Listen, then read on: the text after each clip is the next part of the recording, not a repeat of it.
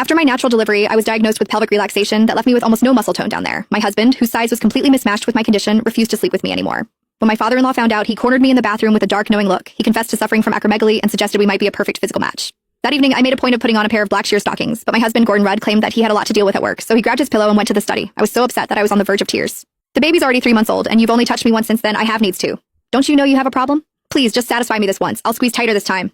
Tighter my foot. Give me a break. You're too loose for me to feel anything. I get more out of my hand, and you'd better take my advice and have Dad take a look at you as soon as possible.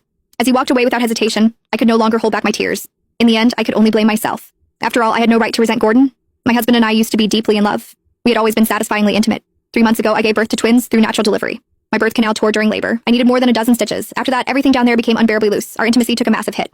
My husband slept with me only once after the birth, then flatly refused to do it again. These past few weeks, I had been making do with eggplants, cucumbers and stuff, but as big and thick as those things were, they could not compare to a real warm man. If anything, they only made my cravings stronger. That night, I was so desperate, I swallowed my pride and begged my husband again. However, not only did he refuse me outright, he once again told me to find time to see his father for treatment as soon as possible.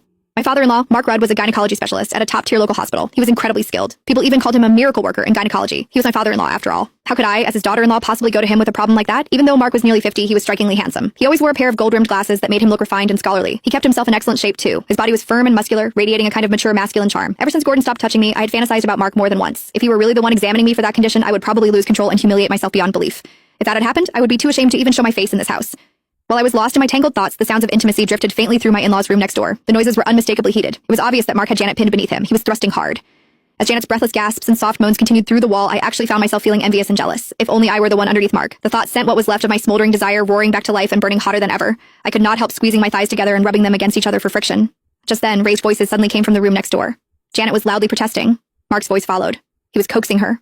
I was stunned. Apparently, Mark was so vigorous that Janet could not handle it anymore. She refused to continue no matter how much he lowered his voice and begged her. You're enormous, and you go on for over an hour every time. If you really want it that badly, go find a prostitute. God, over an hour. That must feel incredible. Some people were dying of thirst while others drowned. Mark's size and stamina were astonishing, yet Janet treated it like a burden. Meanwhile, I was empty and aching with need, yet Gordon would rather take care of himself than touch me even once. The world really was not fair. With a sigh, I climbed out of bed and padded miserably to the guest bathroom in the living room. Standing in front of the mirror, I looked at myself. My skin was fair and smooth. I had a body with curves that turned heads. Anyone who saw me would call me a beauty. Yet, despite my perfect appearance, my husband paid no attention. I was left to rely on myself. I stood in front of the mirror, lifted one leg, and bit my lip. I started pleasuring myself.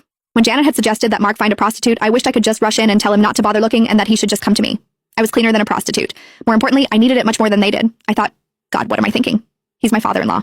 The more I tried to stop myself, the more those thoughts kept creeping in. Without realizing it, I even started to whisper, Mark, harder, do it harder. The forbidden thrill and the madness of it all made me feel more aroused than ever. I got carried away as my hand moved faster and harder.